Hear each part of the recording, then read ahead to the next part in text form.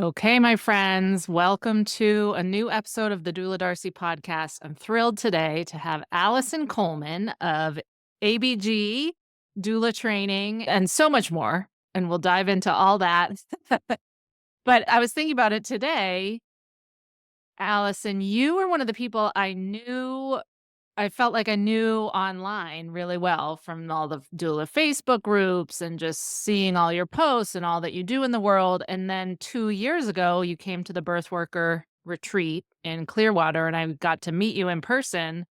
And that first birth worker retreat, I was just walking around. It's like being on Facebook, but everybody's in 3D. And you were a big part of that and so now I got to know you then, and then you came again this past year. Now I'm like a real person to you. Now you are a whole real person, and you joined my doula village, and it's just been a real such a pleasure to get to know you even better that I wanted you to come on the podcast. I'm glad Um, Me too. And the reason is you joined my doula village, even though you're a very experienced doula, you obviously are surrounded by other doulas. It's been really great to have your perspective in there about your experience as a doula. You run an agency, and you always have so much to share with all the other doulas in my doula village. And like I said, I wanted to bring you on the podcast and specifically talk about boundaries, because that is what I've noticed is the theme with what you share at the birth worker retreat and online, but also in our my doula village community. You have exceptional, crystal clear boundaries, and it makes everything we were just talking before we hit record, like, it makes life and business so much easier when you do. But first, you are right now living in Asheville, North Carolina, but you have a big, successful, thriving agency in Austin, Texas. How long did you live in Austin? 30 years. Oh, yeah. But how long have you had that agency? How long were you a doula? I started as a doula, I think in 2008, Mhm. 2007. I worked with other doulas for a while. I started my agency in 2010. When I first started my agency, it was mostly because I had clients that wanted 7 days a week, or they wanted daytime and overnight. And I don't enjoy daytime. I love overnights. Mm. Or they just wanted a lot of overnights. And that boundary thing gets in my way of doing a lot of overnight. Yeah. So I started bringing in other doulas that were in our community. And I figured Mhm. out really quickly that I was retraining them the way I wanted them. At one point, two of my doulas went off and started their own agency, and they came to me and said, "Hey, do you mind if we do this? I know we'll be in competition." And I'm like, "No, this is good." Yeah. Because I have a really firm belief that the more of us that do great doula work, the more work there is. I And we referred back and forth to each other for years. So their first abs year, several times they reached out to me and said, "Hey, my next door neighbor would be a great doula," or "My babysitter would be a great doula. Would you train her for me?" And that's how I started officially training doulas. So Mhm. 2017, I started ABG postpartum doula certification. The website is ABG Doula Training. I Yeah. go back and forth on the name. Yeah. Officially, it's Austin Baby Gurus Doula Training, but Mhm. um, that whole ABG thing. Yeah. Now that I'm in It Asheville too. it's Uh, good marketing. Good marketing. yeah, my mother laughed. She's like, "You could move anywhere that had an A." So So, so here's my question. Were you born with good boundaries, or was it I feel like I'm asking because I feel like I have pretty good boundaries now, purely like trial by fire. I always say every boundary I have, I got the hard way. So I wanna In know all how. honesty, I think I was born with really good boundaries, and I was incredibly lucky that I had parents that honored that. Because I think when you look at most little children, Yeah, look at 2 and 4-year-olds, they have good boundaries. true.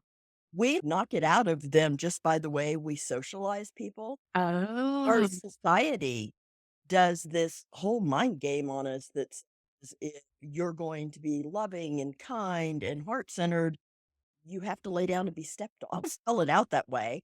But we're told all the time from the time we're little children, no, let's be nice to her, do what she Right. wants. Yes. Especially, Be a Oh, I was gonna say it. especially as women or Yes. as little girls. Yes, I think I was born with them, but I also think I was incredibly lucky to have parents who went, okay, she's difficult, but this is who she is. And just they set boundaries with me. And I think that getting boundaries is just as important as having them. Oh, and But having them modeled for you. yeah, absolutely.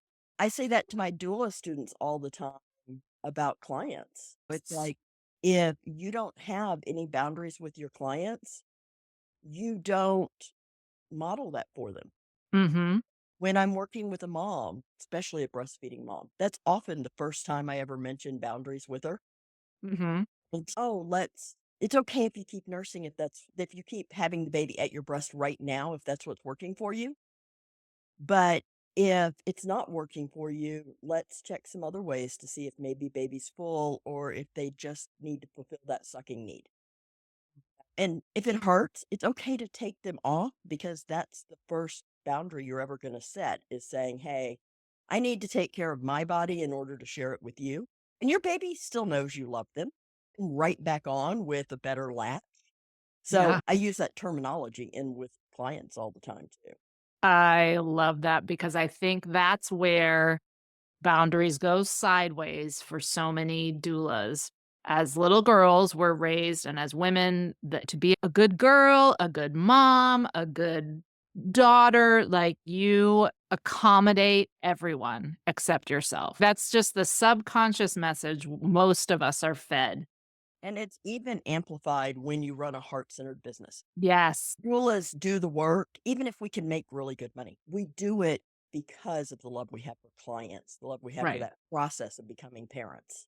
Mhm. Massage therapists, counselors, teachers, Lactation. lactation workers, anybody who comes to their job out of a heart centered reason often struggles with boundaries. And if you Mhm. have boundaries in your business, you are not sustainable. Oh, And 1,000,000%. so important for sustainability. In my doula training, we talk about it a lot when we talk about choosing who your ideal client is. Mhm. We talk about it when we talk about doing interviews. When I teach people about interviews, it's a lot less about what you do when you're sitting in front of somebody, because then you Mhm. ought to really just shut your mouth and listen. Oh, it's mostly the prep work before. And Mm. that's all about boundaries. What clients work for you? How many nights a week work for you? Where do you want to work? How do you want to be treated? Ooh, What I you love that. enjoy doing. Um, Alright, oh, so let's just dive right in because this was the real reason I wanted you on the yeah, podcast. You shared with us that clients have to apply essentially to work with you and your agency. yeah. Now, we were in the birth worker retreat in a room full of people live in person, and I could see doulas' heads exploding. Like, "What? You It's really out of the box, but it's really healthy. It is, so can you just tell us everything? Ho how I, did this I ran my agency pretty traditionally up until a couple years ago. Mhm, Clients would reach out, they'd say, oh, I need a postpartum doula. And I had a team of five. I run a team of 5 to 10 doulas mhm, on who's available. Oh, so I would go to my doulas and say, "Hey, do we have anybody to cover this?" And I got small enough inquiries that I could cover them. yeah, That model worked for a long time. Then we had an explosion of agencies in Austin, a big city. There's a lot of doulas and there's a lot of great agencies. There's a lot of competition. Like I said, I like competition because I think it's healthy, mhm, as long as it's done kindly. But um, there was a lot of work too because there's 2 million people in that area. There's that's 14 ama hospitals where people have babies. wow, And so at some point, I realized I either needed to take more clients and bring in more doulas, which also meant that I lost more personal involvement with my clients, which I mhm, really enjoy. Even if I'm not the person in their home, I'm reading their notes, I'm talking to their doula in their home, I'm talking to the client, I'm available for everybody. And I like that, I thrive on that. And PS, like, you do that now from North Carolina. You're in Oh, Asheville, and you're still running your agency in Austin this way with a very high touch, high level of your personality. biggest difference is if somebody gets sick, I can't cover them. But that happened sometimes even when I was in Austin. Oh, So I realized I either needed to take on a lot more doulas and change the way I did my business that way, or I needed to raise my rates, have a small team of doulas, be very picky about what clients I took. And so that's the route I decided to go. yeah. And the And only drawback I have found, my doulas love it because they get really good work situations. yeah, They know I set them up from day one with the client to have the client understand that I value the doulas just as much as I do the clients.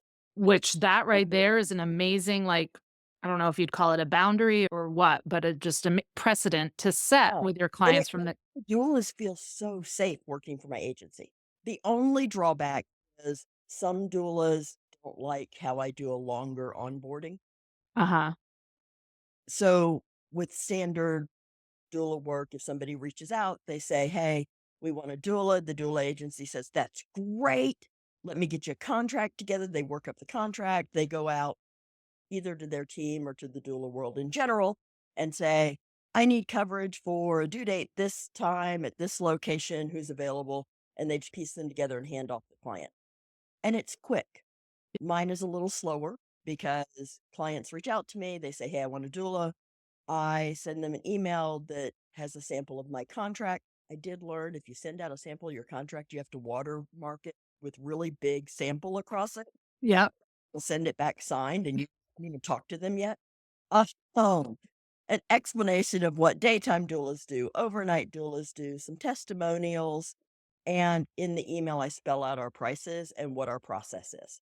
Mhm. And I charge $60 an hour, so it's not cheap. Yep. Uh, How is that compared to other Austin It's agencies? getting they're getting better. When I first did it, I was $10 more than anybody else. Yeah. Now and that was 2 years ago, and I haven't raised the prices there yet. Now other doulas are beginning to inch up. There's several doulas that charge between 45 and 55, which I think is great, especially ones that trained with me 10 years ago. It's you really should be charging more. So they're getting up there. I love that. And you gotta make money to be sustainable also. Right, Be right. You're supporting your people. So they apply us in the email. I tell them the next step, if you want to move forward, is we have a mutual interview to talk about what your for the agency. That And that's the part right there that I love, because I can imagine clients going, "Wait, what?" and I've gotten that a couple of times. And when I do, because I most of my clients in Austin are very high net worth, I can Mhm. see anybody telling them they have to qualify for anything. That's not true of everybody, but it's I true. know. And I work with some amazing families and some amazing clients. But I Mm, have had a couple of people say, I'm looking at paying your agency $20,000. What do you mean I have to qualify? yeah, I'm like, it just means that I need to enjoy working with you, that you need to enjoy working with the doulas that pick you as a family need to enjoy working with you. So that by the time your baby gets here, everybody is on board to really create this fabulous circle of care around you. And what most client's gonna family, most families go, "Oh, that's amazing." right. Because once I describe why I do it, they're like, "Yeah, that's what I want to." I've had 1 or 2 people who have said, I still don't get why I have to do that." And I say, "That's okay, you don't have to. Yeah, There's some other great agencies in Austin. Would you like me to give you some names?" yeah.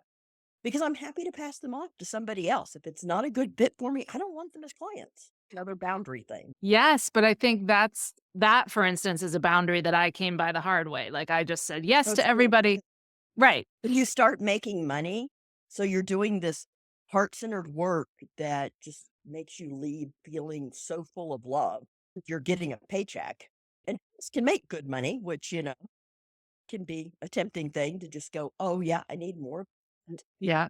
oh, but a couple of bad clients, and they're not bad people. Bad Bad fit. Yeah. oh, definitely. 'Cause Yeah, I would hoping that work. more doulas don't have to do that to learn it, you know? I love that so much. Okay, so then you tell them they have to apply, and then you have the mutual meeting. So we have an interview. I talk to them.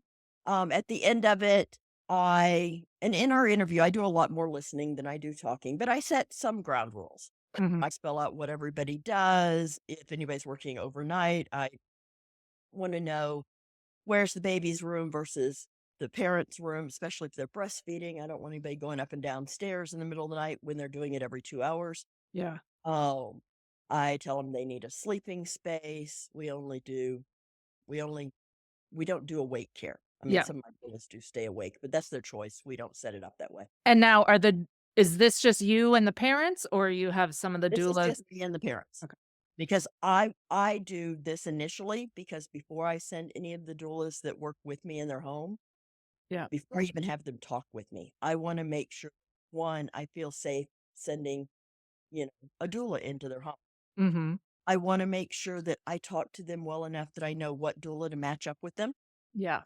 Really good at matching people. I think I've had to switch out 3 people in 10 years, It's amazing. and one of them was, like, a really experienced doula, it just wasn't a personality fit. What are some red flags that would come up in this interview where you'd say to yourself, like, "Okay, these people are not accepted?" Yeah, one, I really want to work with clients who want to be taken care of and coached in their parenting. So, if I have somebody who says, "I really just want to hand off the baby, have them bottle fed through the night, and I'm gonna go to sleep," then I will explain what a doula does, how we support the whole family, how we are not just about the baby. We're Mhm. about helping that transition. And I will say it's okay if you want to sleep all night, particularly if you're bottle feeding. But as a doula, I'm going to need 30 minutes at the start of every night so that we can talk. I can get an idea of how you're adjusting as family. I can get an idea of where you're at with postpartum mood disorders or Mm. anxiety. We can answer any questions. We can do our job as doulas. That's There, such a great example. I just wanna pause you, please. That's such a great example of, like, setting a boundary. I wouldn't even call it a boundary, setting expectations in advance, because this is a thing I see in the doula groups. Like, my client, the baby's having all these problems, but the client's asleep when I get there, and we never have time to talk. But when you set your work up like this, that, "Hey, if you're gonna sleep, we have to have this meeting before," it it's just amazing. and it allows me to do my job the way I want to. And for the doulas that represent me to do it the way I want our clients taken care of. And I Mm. don't think it's bad to hire No, somebody to just hand off your baby to, but that's not my agency. and here's another thing. I think as doulas, as anyone selling anything, when you're new to quote unquote selling, Mhm. it's very easy to be like, "Oh, yes, I'll just say yes. Whatever the customer's always right. I'll just say yes." Weird. And but yes, so this is wait, no. Here's what the role of a doula is, and here's how we do things. And like you said, it once you explain that to parents, they're like, "Oh, that is amazing." And if they don't, then I will tell them maybe what you need is a newborn care specialist. Uh-huh. They're highly trained, they're nurturing, they're good at what they do. It won't cost a whole lot different, but it may be a better fit for your family. And I'll refer them out Yeah. because I do that a lot. So we go through all of that, and I say, if you want to move forward, the next step is I will send you the bios and phone numbers of a couple of doulas that I'd like you to meet. You'll reach out to them. You can talk on the phone. Some of them want to meet in person. Y'all figure that out among yourselves. Those doulas will call me and let me know if they feel like you're a great fit for them and they want to move forward. I need you to reach out and tell me if you feel like they're a great fit for your family and if you want to move forward. And then let me know how many hours, how many days a week, how many weeks you want to do. And we'll go from there. So, just from listening to you say that, I can tell you've gone through this spiel a million times, and I think it's so fascinating because, again, you're saying that with such confidence. Here's the structure of how we do things. Here are the 5 next steps. Here's how it's all gonna go down. I think subconsciously, a new parent who's about to have a baby who has no idea what's going on, that clarity and confidence must be, in a way, a selling point to them, Yeah, it like, makes them feel really secure. They know I can take care of them. yes, And they like know that I'm going to be involved even though I'm not the person in their home. right, and that you have this structure in place, and it's a well-oiled machine, and you know what you're doing versus a doula, imagine saying, "Oh, whatever you want. Okay, we could do this, or we could do that, or I don't know, you tell me." And I do a lot of structuring the care around what each family needs, but the container is very structured in terms of how I offer it. Which is genius. It's so good. That's And it great. makes it flow easier. I know what our onboarding process is. I know that I'm going to invoice them each week. I know that they need to pay within 3 days. Being, I do a contract. I think every doula needs a contract. Uh, Yes. but that spells out how long we're going to be in their home. Clients will extend, but it's still within a certain structure. I also tell them that because my doulas are independent contractors, that all scheduling will be worked out with the doula. Mhm. All of the doulas that work for me train with me. I don't hire anybody that doesn't go through my training. If I find somebody I just love who's trained by an organization, I go to them and say, "Oh, I'd really love you to come work with Austin Baby Guru. I will comp you into my training. Yeah. You have to get to this point before we actually schedule you." And that way, my clients know everybody has the same framework for Mhm. the training. Oh, they all my clients know and all my doulas know. They text me all the time to ask me questions. Yeah. So I'm probably a little too liberal about that. I don't have a lot of boundaries around how much I mentor my doulas or when, but I'm single, Well, have but children, and I work overnight. You don't care. I like it. and you're also though, you have built this into how you're paid as the agency owner, Right. so you're being compensated for it. This is back to, like, when we're working for clients we love, like, I don't want it's like a surprise when I get paid, but when I'm not loving the client, even getting paid, I'm like, "Ugh, God." So, but you do as well, you pay yourself well for running the agency, which may so that and that's I think we I think it was in one of our, what do you call it? my Doula office hours for my doula village. sorry, puppy. Oh, yes. In one of the office hours, I think it came up how we structure pay.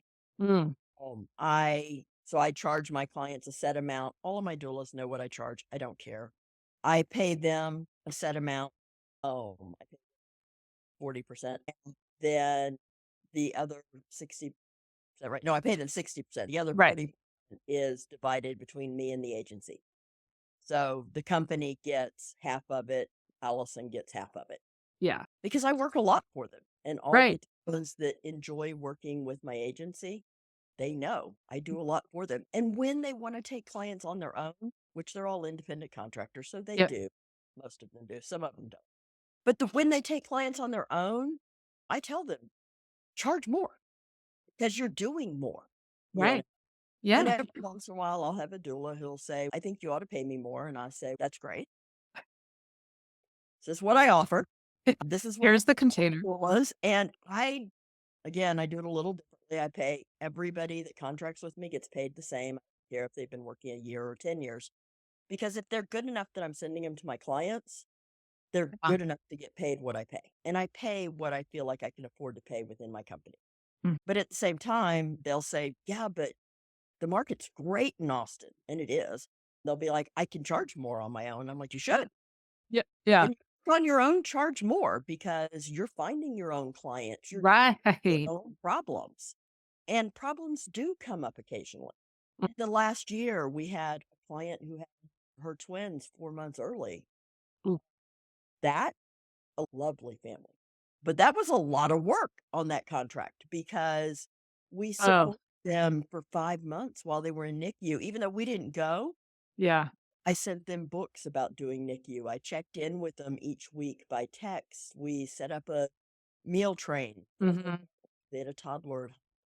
There was like lots of extra support that wasn't worked into the contract. Yeah. Had to totally switch out their doula team because they came The home. timing. They came home with their babies at what would have been the end of their contract. So Yeah. these doulas were already contracted out with somebody else. Mhm. At one point, one of their doulas had an issue and like a personal issue and had to step out, and we had to pull in somebody else. So there's a lot of work in running the agency Yes. and taking care of any problems that come up. Most of our clients are easy and there's Yeah. not any problems. And my doulas are great, but things do happen. Oh, I just Oh, was thinking about this. My agency, I was this week, 2 families hired us, like, babies were here, and it was so much work to, like, juggle schedules and fit them in, and anyway.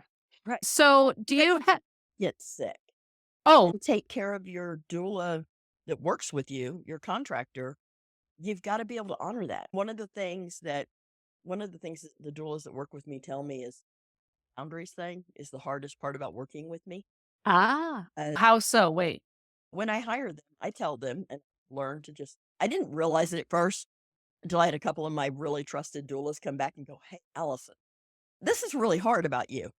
And Ah, so now I just tell them up front when I onboard them, I say, I've been told the hardest thing about working with me is that I expect everything, everyone. I give everything, I want everything. And your job is to figure out what your boundaries are and to tell me, and I will respect them. But I am not parenting 7 to 10 doulas. I've already raised my children. So I'm not figuring out your boundaries for you. I need you to tell me. And that means I'm asking them to do something that's really hard for I hard. was just gonna say, what's their initial reaction? Their initial reaction is, "Oh, yeah, of course I can do that." And then we have 2 or 3 times where they don't, and they get a little resentful that, "Yeah, but I missed my daughter's birthday because I was scheduled to work," or whatever. And eventually they come to me and I say, "I get it. Yeah. And the thing is, I don't know it's your daughter's birthday. And if you come to me and say, 'My kid needs me. They're having a hard day. It's their birthday. They're sick. I have an appointment.' I don't care what it is. Come to me Right. and say, 'I need to not work for this.' I'm going to honor that. Yeah. It's not like I'm going to force you to work. If you do it all Right. the time, I may not offer you as much work, but because we have to be realistic. But Oh, exactly. also, I want you to feel taken care of. I Mm. want you to know it's okay with me if your family comes first. Your family should come first, Right, that's a pretty yeah. but it's not my job to figure out what you need in order for that to happen. That's your job. And what your family needs. Yes, So I I it's heard it as boundaries. I tell them, you need to figure out what your boundaries are and tell me. And I'm a loud, powerful person. Sometimes that's scary. yeah, I'm really nice, maybe not nice. I'm really kind. you're I a always, very nice I person. always think the difference between nice and kind Oh. comes from your heart. Nice comes from wanting to make it work for other people. Uh, Mm. I am much more about what comes from internally. Good ethics, and I'm a kind person and I'm nurturing, but I know I can be loud and intimidating to people sometimes. I think you know what? I've been around you enough. I don't know, I wouldn't say you're loud and intimidating. I think you're here's what it is. You have good boundaries, and that's rare among women.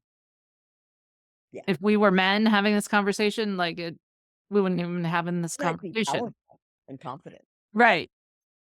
We'd be Yes. like, "Oh, Al Coleman, he's a great businessman." Uh, Because I am not immune to that same social stigma that message that we get all the time. I get the same thing. I just carry it quite as much as people. yeah. But And like you said, that makes that ge so how long have you been a doula? I've done work with families for 26 years. Okay, so not a lot of people can say that because 'cause they've burnt out and have Yeah, 2 to 5 years. That's the average rate of burnout. and I would I will argue say out of my students, I have a lot of students that have been doing it for 8 plus years, I mean, which makes me really proud of, like, how I've been able to help them step into that sustainability. Oh my gosh, yeah, via boundaries, I think. You were saying you teach that in your training, and I love also this idea that obviously not everybody, but some of the doulas who go through your training come to your agency and it's like continued mentorship and Definitely not everybody. I right. think for the years, I have hired maybe 20 of my students. Mhm. Not all of them stay. People move on to other things. Several people that have worked for me then became very successful independently, and they have no time for me, which I'm really happy for them and sad for me. Yeah. So I've hired maybe 20, 21 of my students. I think I've trained 300. So Wow. So how often do you run trainings? I run an evergreen training, so anybody can sign up anytime to do the online training. Okay. I do in-person workshops, Mhm. which and they do a 2-day workshop. We cover the first 4 modules. There's 10 modules altogether. So Mhm. they leave the training ready to work as a doula. And then, because we cover working as a doula in the family's home, a little bit of the business stuff, although there's a lot more online. Infant safety, newborn care, and infant feeding. Those are what we Love it. cover in our workshop. So they leave ready to work. Right. And to finish the actual certification, they finish out the other modules online. Um, And will you say the website again where people can find that? it's abgdoulatraining.com. Awesome. And I that's such a cool way to do it. I love that you have and when you do them in person, are they in Austin or do you travel around? I'll travel around. This Mm. year, so far, I have one scheduled March 1st and 2nd in Austin. I have one May 10th and 11th in Asheville. And then I have one in Richmond, Virginia, May 15th and 16th, I believe. Awesome. Thursday and Friday. Yeah. Ah, that's so good. So, last question is, can you, off the top of your head, think of a doula who's worked for you, who's come a long way with boundaries because of this model? Or, like, any s just Several. oh! Probably the most well known is Kristen Lucas. Oh, She I is. didn't mean names. I don't mind saying it. She's amazing. She is amazing, actually. She's Yeah. amazing. And not just about boundaries. I think she had pretty good boundaries in the beginning, but Mhm. she's definitely learned how to put them in place in order to grow this fabulous business. Awesome. That's so cool. It's so cool. I think I don't I love this whole idea that in addition to offering exceptional care, you're modeling for these families, modeling for the doulas who work for you how to have exquisite boundaries, and I think that just makes a big difference for everybody, Right. and it's really cool. And I want to see them all be successful. We all want our clients to be successful in parenting, Right. but I also want the doulas that work with me and just the doulas that train with me to be Mm, really successful. yeah. I think one of my big guiding things really is the more of us that do a great job, the more work there is. Oh, yeah. And that you can be Important. yeah, and I love what you said about having good boundaries as a heart-centered business owner. Like, you can be firm, you can be clear, you can have these boundaries and still lead with your heart and still offer caring, compassionate it's not I think a lot of people think it's, Well, and boundaries doesn't, mutually exclusive, but yeah, it's not. boundaries doesn't have to be mean. I mean, boundaries are about charging what you need in order to pay your bills and have a little extra. Mhm. Boundaries are about working the right number of hours that works for your family and for your body and for your soul. Yeah, If you feel like your work is sucking the life out of you, you don't stay sustainable. and you don't do a good job. About boundaries are about picking the clients that you really want to work with. I won't work with clients that partners are aggressive sounding or rude to their partners in our Mm. interview Mm. because I know I'm not going to do well in that environment. And I don't want to put any of my doulas in that environment. Oh, Classic scenario of a 6-week, 8-week contract that will be right. so uncomfortable Yes. for everyone. Yeah. In all the years I've done this, I've broken one contract ever. Oh, wow. And it was somebody that I did not interview with. I didn't pick them as a client. Mm, Shifted this model. And I was just filling in, my agency was filling in a couple of days on their doula's contract. mhm. And that was the last time I ever agreed to fill in without going through my own onboarding process Amazing. because I skipped really honoring what I needed to do in order to know that I knew the family well enough. As much as you can know somebody and talking to them for 40 minutes, but But you can get a really good idea. you feel for who they are. Yeah. Yeah, and So, trusting your gut is yeah. another. So I support stepping out of a contract if you don't feel safe, if it's really killing you. Yeah. But it does impact your reputation as a doula, impacts the family. Because like I said, Mhm. he's probably not bad. They're just not a good fit. But they deserve to have a good, cohesive care team. So having those boundaries in the first place keeps you out of that situation. You know, boundaries 100%. boundaries can be applied to so many small things that keep you sustainable. Yeah, and I feel like me personally, the more I got good at setting boundaries, the more I do it, and Yeah. it's a upward cycle of success. So, Allison, thank you so much for taking this So time. glad you had me on here. I am too. I heard you talking about your onboarding wa I heard you talking about your onboarding process, and I was like, more doulas need to hear this because it's a really whether you take it and go with it or just learn from it, and I just think it's a really great perspective that we can all learn from. And when we were at the doula retreat, I know in one of our circles, we were talking with somebody who was exploring the idea of having an agency. And I kept saying, and because this is what I think everybody needs to hear, is your agency doesn't have to look like everybody else's. Right.